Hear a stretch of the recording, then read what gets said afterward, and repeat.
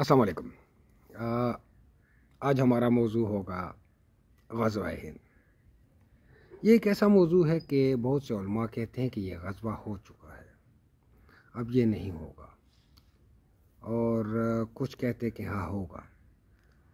तो इस पे मेरी राय ये है कि ये होगा। असल में हमें अहादीस शरीफ को समझना होगा।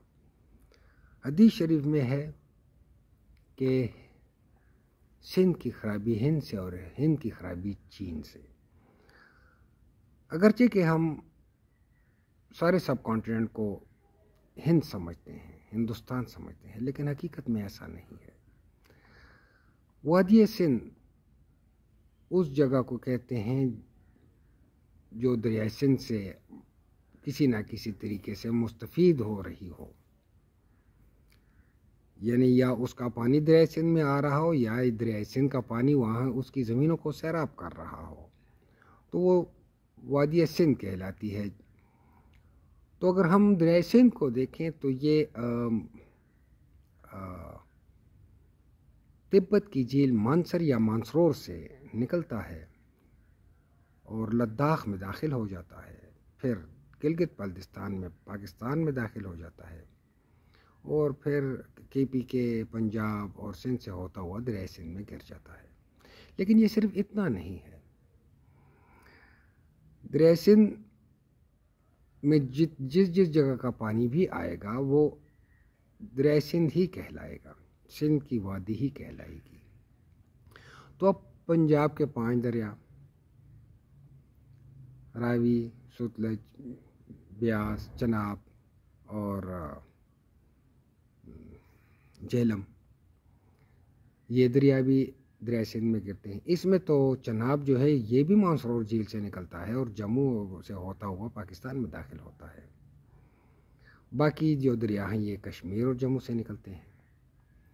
इसी तरह बोलान का दरिया जो अगरचे है एक सीजनल दरिया, लेकिन बहरहाल दरिया है। इसी तरह अफ़गानिस्तान के बहुत से इलाके के नीमरोज से लेकर जलालाबाद तक और जलालाबाद से लेकर बदख्शां तक बहुत से नदी नाले हैं जो पाकिस्तान में दाखिल होकर आखिरी किनारा उनका दरिया सिंध ही है। चतराल से एक दरिया निकलता है और चतराल की बुलंदियों से एक शाख उसकी वाखान से निकलती है, वाखान की जो पहाड़ हैं वहाँ से निकलती है। दूसरी गिलगित बल्तिस्तान के पहाड़ों से निकलती है, चतराल में दाखिल होती है। मस्तूज में दोनों शाखें एक मिल जाती हैं और ये दरिया चतराल बन जाता है, जो चतराल दरोज से होता हुआ अरंदू के बॉर्डर पे अफ़गानिस्तान में दाखिल हो जाता है। वहीं पे इसमें बदख्शां, नूरिस्तान वगैरह का पानी से बनने वाला एक दरिया इसमें शामिल हो जाता है। फिर कुन्नड़ सूबे का सारा पानी इसमें शामिल होता रहता है। फिर ये जलालाबाद में जाके दरिया काबल के साथ मिल जाता है और पाकिस्तान में दाखिल हो जाता है। दरिया काबल जो है वो अटक के मकाम पे दरिया सिंध के साथ मिल जाता है। तो दरिया काबल जहाँ से निकलता है आधा अफ़गानिस्तान वो भी। तो इस अगर जोग्राफिया को देखें तो दरिया सिंध की वादी में जम्मू कश्मीर, लद्दाख, तिब्बत का कुछ हिस्सा, आधा अफ़गानिस्तान, पूरा पाकिस्तान, ये वादी सिंध में आता है। तो अब हदीस शरीफ है कि सिंध में खराबी हिंद से होगी और हिंद में खराबी चीन से होगी। अब ये नहीं है कि ये सारी वादी सिंध जो है ये मुकम्मल तौर पे हिंद की खराबी का शिकार हो जाएगी, बल्कि इसका कुछ हिस्सा हो सकता है एक मुतासिर हो। क्या हो सकता है? जंग हो सकती है, दहशतगर्दी हो सकती है। लेकिन इस हदीस शरीफ से पता चलता है कि हिंद जो है उसकी तरफ से पहली कार्रवाई होगी। लेकिन जब हम देखते हैं तारीख़ में तो उसमें सारी कार्रवाइयाँ जो हैं वो इस तरफ से हुई हैं हिंद पे, हिंद की तरफ से कार्रवाई नहीं हुई। तो ये कहना कि ये ग़ज़वा हो चुका है, ये अभी नहीं हुआ। फिर इस ग़ज़वे में एक चीज़ और है कि ये 2 जंगें हैं। یا دو لڑائیاں ہیں، ایک جنگ کی دو لڑائیاں ہیں، یا ایک جنگ کے دو پارٹ میں لڑی جائے گی۔ اب آپ کہیں گے کہ کیسے؟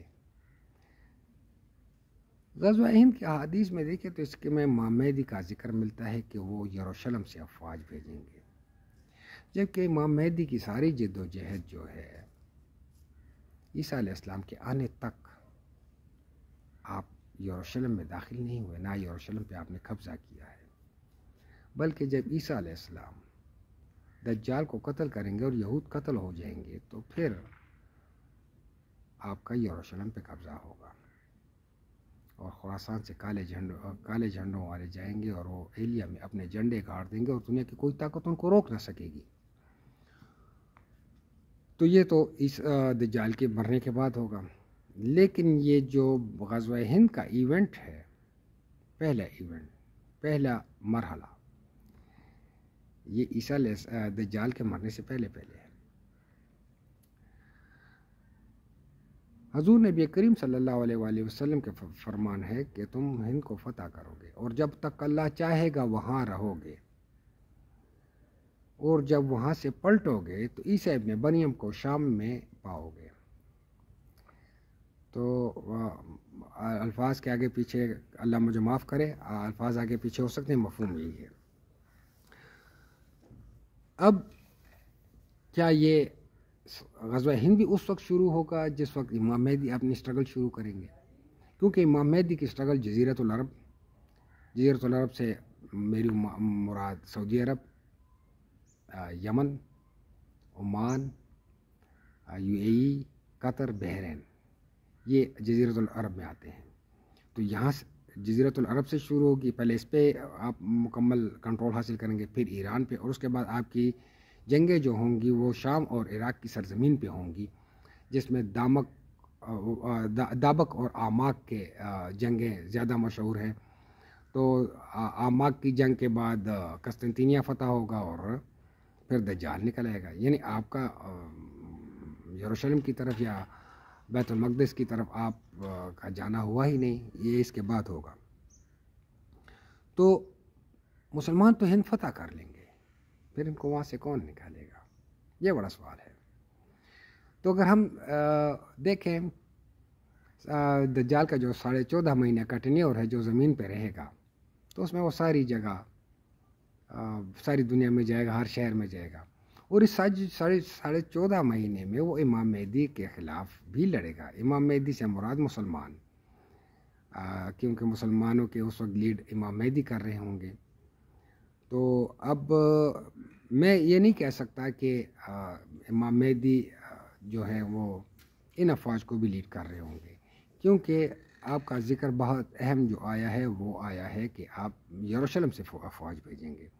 تو ہو سکتا ہے کہ یہ لوکل مسلمانوں نے اپنی ایک جنگ شروع کی، جب تک امام مہدی وہاں اپنے جنگوں میں مصروف ہوں، تو یہاں لوکل مسلمانوں نے اپنی حفاظت کے لیے شروع کی، جس میں پھر غزوے کی اہمیت کو دیکھتے ہوئے پھر خراسان کے لوگ، ایران کے لوگ، عرب اور ترک سب شامل ہو گئے اس میں۔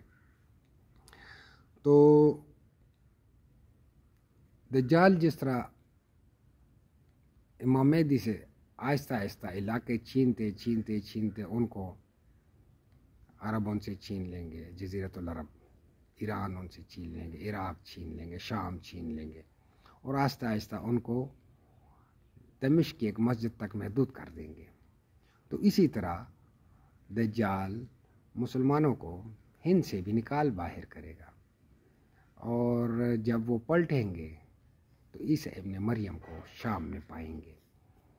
تو امید ہے، اور دوسرا مرحلہ اس کا پھر تب شروع ہوگا، یہ ایک مرحلہ ہوگا، اور دوسرا مرحلہ تب شروع ہوگا جب امام مہدی یروشلم کو فتح کر لیں گے، اور پھر اپنے کھوئے ہوئے علاقے یا اطراف عالم میں جہاں ظلم ہو رہا ہوگا، کفر ہوگا، وہاں اپنی افواج بھیجیں گے۔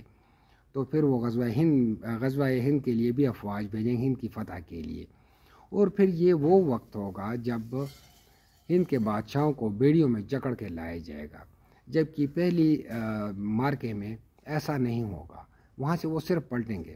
ہاں، یہ ہو سکتا ہے کہ پہلے مارکے کی وجہ سے جب یہ نکل جائیں تو وہاں کے لوگ جو ہیں وہ اپنی اپنی بادشاہتیں قائم کر لیں. جس طرح کہ انڈیا میں بہت زیادہ تحریکیں چل رہی ہیں علیحدگی کی، 34-35 تک کی تحریکیں ہیں. تو اگر 34-35 بادشاہتیں قائم ہو جائیں، جن کے بادشاہوں کو پھر یا حکمرانوں کو امام مہدی کی افواج جو ہند فتح کریں گی وہ ان کو بیڑیوں میں جکڑ کے لائیں گی. تو میرا تو یہ خیال ہے، آپ اپنی رائے دے سکتے ہیں. السلام علیکم.